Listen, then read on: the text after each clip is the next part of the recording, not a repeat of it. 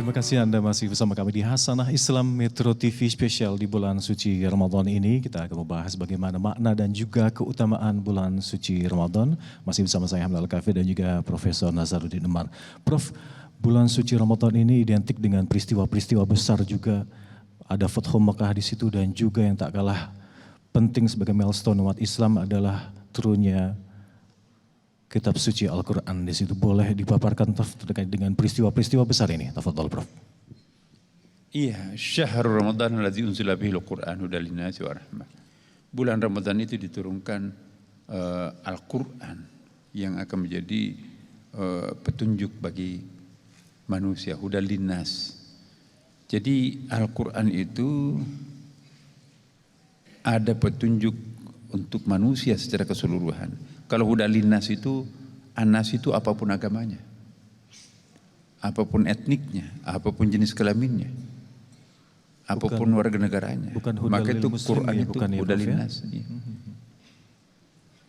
Tapi juga ada dimensinya Al-Quran itu disebut sebagai hudan lil muttaqin. Jadi ada dimensi Al-Quran itu hanya bisa dibaca, dipahami, dimengerti oleh orang-orang yang bertakwa. Nah, Quran itu kan berlapis-lapis maknanya Bapak Ibu. Ya. Ada lapis pertama untuk orang awam, itu hudan linnas.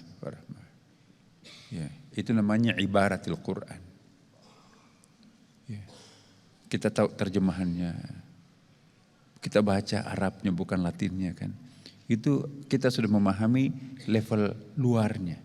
Permukaannya itu ibaratul Quran. Tapi kalau kita sudah mampu membaca, bisa menafsirkan dan bisa memberikan makna-makna tersendiri Al-Quran itu, ya itu disebut kita sudah mampu membaca isyaratul Quran, lapis keduanya. Tapi kalau kita sudah mampu menghayati how to realizing of the Quran, kita mampu menghayati menjadi practitioner, menjadi praktisi Quran, living Quran, maka itu kita sudah menjadi lataiful Quran. Dan kalau kita sudah mampu menghayati sepenuhnya Al-Quran ini, memahami makna batinnya Al-Quran, maka itu kita sudah memahami apa yang disebut dengan haqaiqul Quran. Jadi ada ibaratil Quran, ada isyaratil Quran, ada lataiful Quran, ada haqaiqul Quran. Jadi saya kira tidak jelaskan sini kan, mungkin bisa satu semester ini kalau kita kuliahkan ini ya. Tapi itu poinnya. Semakin dalam kita memahami membaca Quran itu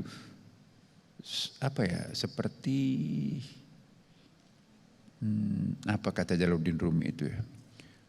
Melukiskan keindahan Al-Quran itu banyak sekali. Jadi kalau orang seniman Bapak Ibu membaca Quran itu cara mengekspresikan kedalaman Quran itu luar biasa. Seperti mata air yang tidak pernah kering, kayak air Zam-Zam itu kan. Jutaan liter per hari disedot, tapi enggak mengurangi debit airnya sedikit pun. Hari ini aku minum, rasanya lain. Besok aku minum air yang sama, rasanya lagi lain. Ya. Ibnu Abbas. Jadi banyak melukiskan Al-Quran itu seperti intan berlian. Ya, intan berlian itu kan banyak sudutnya Bapak. Ada kuning, ada hijau, ada orange, ada macam-macam. Padahal bendanya sama, cuma pantulannya cahaya yang beda. Itulah kejayaan, kehebatan Al-Quran. Tarkil ma'as itu salah satu kunci agar kita jangan selalu dilumuri dosa, karena ilmu nurun ya Prof ya. Karena ilmu adalah cahaya, nggak akan menembus hati kita kalau hati dan pikiran kita dipenuhi oleh dosa maksiat. Syukran jazilan Prof pengingatnya. Boleh satu lagi dari audiens yang ingin bertanya langsung kepada Prof Nazar, kami persilakan. Tafadhol. Silakan. Assalamualaikum warahmatullahi wabarakatuh. Waalaikumsalam warahmatullahi wabarakatuh. Perkenalkan, nama saya Ibu Sutini dari Majelis Taklim Al-Barokah Kapuk Cengkareng, Jakarta Barat. Prof, saya mau bertanya, bagaimana caranya menyikapi orang-orang yang suka mencela pada bulan suci Ramadan ini? Mohon penjelasannya ya Prof. Saya ucapkan banyak terima kasih. Wassalamualaikum warahmatullahi wabarakatuh. Waalaikumsalam warahmatullahi wabarakatuh. Menyikapi orang yang suka mencela kita di bulan Ramadan, Prof. Tafadhol, Prof. Pertama kita prihatin. Ya Allah, ada hambamu yang seperti ini dalam bulan suci Ramadan. Untung bukan aku seperti dia. Nauzubillah min dzalik. Aku tidak ingin seperti itu. Itu dulu, Bu. Sikap kita adalah mensyukuri aku bukan dia. Even itu adalah korbannya adalah kita. Ya. Kalau kita dimaki-maki, kalau kita diviralkan negatif, katakanlah ini shaimun. Itu nasihat Rasulullah. Jangan marah, Ibu. Katakan kepada mereka ini shaimun. Sesungguhnya aku berpuasa. Orang puasa nggak boleh marah. Orang nggak boleh dendam. Nggak boleh keruh pikirannya. Serahkan kepada Allah. Kita serahkan kepada Allah. Wa idza azamta fatawakkal 'ala Allah, innallaha yuhibbul mutawakkilin. Jadi kalau sudah berikhtiar sedemikian rupa, berbaik sangka segala macam, masih saja ada yang rewel, yang usil dan sebagainya, itu serahkan kepada Allah.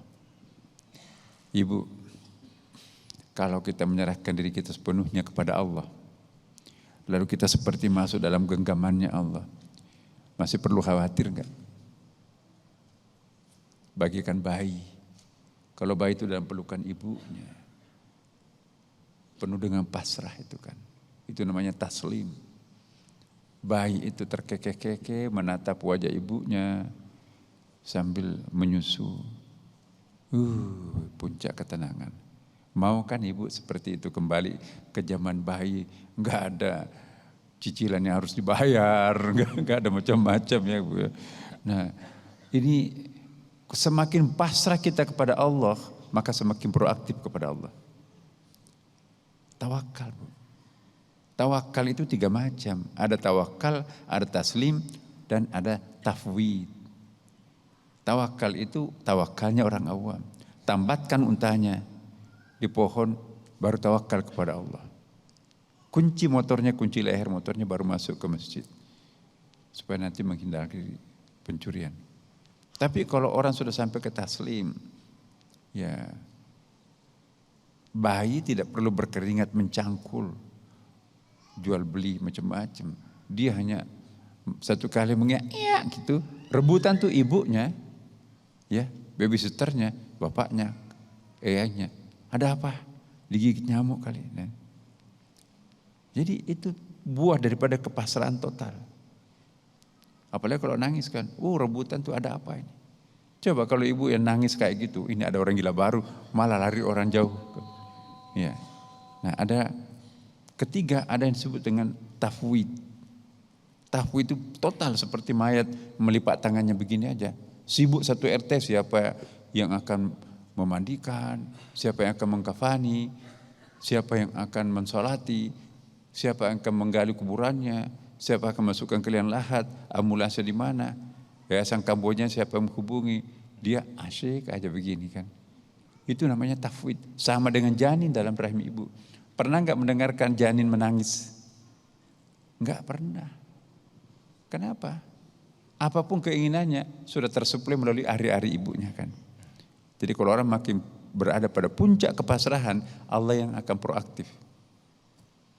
Baik, Prof. Semoga Ibu dan kita semua tetap sabar menjalani ujian apapun di bulan suci Ramadan. Yang tadi kuncinya dari Prof adalah kita sejauh mana bisa bertawakal dan berserah kepada Allah Subhanahu wa taala. Semoga terjawab dan pemirsa, usai jeda berikut Hasanah Islam Metode TV akan kembali untuk Anda. Tetap bersama kami.